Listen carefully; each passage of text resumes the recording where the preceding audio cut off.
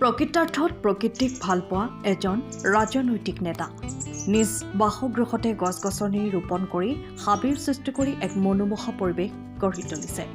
গছ-গছনিত শোভাবৰ্ধন কৰি ফুলি আছে বিভিন্ন প্ৰজাতিৰ অৰ্কিড। তেওঁৰ ব্যতিক্ৰমী কাম-কাজৰ বাবে ৰাইজৰো প্ৰিয় পাত্ৰ হৈ পৰিছে তেওঁ। আমি ক'ব বিচাৰিছোঁ খুমটাৰ বিজেপি দলৰ বিধায়ক মৃণাল শইকীয়াৰ কথা। অতি স্পষ্টবাদী কৰ্মপটু মৃণাল শইকীয়া দুবাৰকৈ খুমটাই সমষ্টিৰ পৰা বিধায়ক হিচাপে নিৰ্বাচিত হৈ এইবাৰো নিৰ্বাচনী যুঁজত অৱতীৰ্ণ হৈছে। সমষ্টিবাসীৰ অকুণ্ঠ মৰম সম্বল হিচাপে লৈ তেওঁ ব্যতিক্ৰমী নিৰ্বাচনী প্ৰচাৰে চমক সৃষ্টি কৰিছে। এইবাৰ বিধানসভা নিৰ্বাচনৰ বাবে তেওঁ এখনো পোষ্টাৰ সমষ্টিৰ ক'তোৱে দেখিবলৈ নাই কোনো হাই প্ৰফাইল প্ৰচাৰ, সম্বল কেৱল মাত্ৰ এখন চাইকেল। তেওঁৰ মাৰ্জিত ব্যৱহাৰ পৰোপকাৰী মনোভাৱৰ বাবে শাসক বিৰোধী সকলোৰে মন জয় কৰিবলৈ সক্ষম হৈছে। প্ৰতিদিনে পুৱা নৱপ্ৰজন্মৰ শিশুহঁতক লগত লৈ চাইকেল চলাই সজাগতাৰ সৃষ্টি কৰি আহিছে।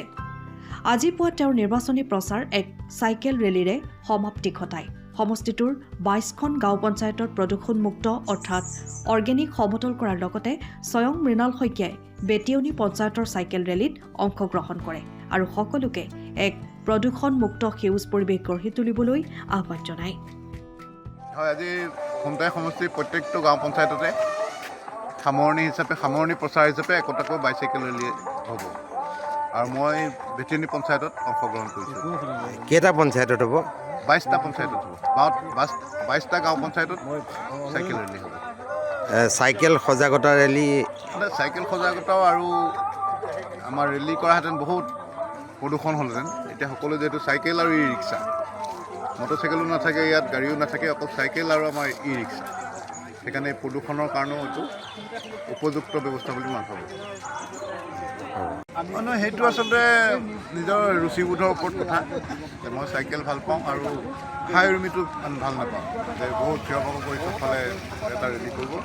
আজি সকলোৱে বাইচাইকেল লৈ ওলাই আহিছে আৰু মই আমাৰ ২২টা গাঁও পঞ্চায়ততে ৰেলী হ'ব। হাই প্ৰফাইল যিখিনি নিৰ্বাচনী প্ৰচাৰ, তাৰ পৰা আপোনাক পৃথক যেন লাগিছে সমগ্ৰ ৰাজ্যতে? মই নিৰ্বাচনী প্ৰচাৰ কৰা নাই, বা এটা পৰীক্ষা এক্সপেৰিমেণ্ট কৰিছোঁ যে এনেকৈ প্ৰচাৰ কৰিলে ৰাইজে আচলতে স্বীকাৰ কৰিবনে নকৰে। এইবাৰ মই এটা এক্সপেৰিমেণ্ট কৰিছোঁ। আগতেও মই ইমান হাইৰমিকে নিৰ্বাচনী প্ৰচাৰ নকৰোঁ, কিন্তু এইবাৰ একেবাৰে হাইৰমি নোহোৱাকৈ কৰিছোঁ আৰু মই পোষ্টাৰ পৰ্যন্ত ছপোৱা নাই।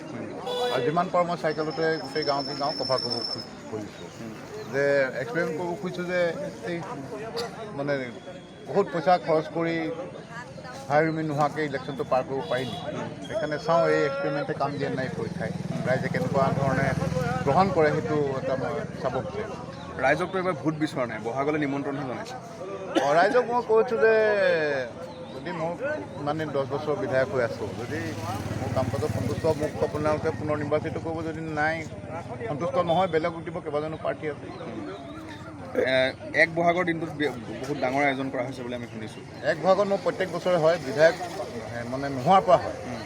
সেইকাৰণে এইবাৰ এটা নতুন পাৰ্ট যোগদান হ'ল। তেওঁলোকক মই এই নিৰ্বাচনী ভ্ৰমণৰ সুযোগতে তেওঁলোককো নিমন্ত্ৰণ কৰি আহিছোঁ। শুনিবলৈ পোৱা গৈছে নিৰ্বাচনত খৰচ নোহোৱা পইচা কেইটকা 1 বহাগৰ দিনৰ ৰাইজক 1 বহাগৰ দিনা সেইখিনি খৰচ কৰিম। অকণমান আয়োজনৰ বিষয়ে জনাব নেকি, কি কৰা হয়? একদম চিম্পুল, ভাত দাইল মাংস নোখোৱাৰ কাৰণে মাছ, যিহেতু এইবাৰ সেইটো এতিয়া মই গম পোৱা নাই কিমান থাকিব। বেনাৰ পোষ্টাৰ এখনো দেখা নাই সমষ্টিত। মোৰ যি সৰু সৰু হোৰ্ডিং আছিলে নমিনেশ্যনৰ দিনাৰ কাৰণে 200 সৰু সৰু হোৰ্ডিং বনাইছিলোঁ, সেইখিনি আছে আৰু পোষ্টাৰ মই চপোৱা নাই।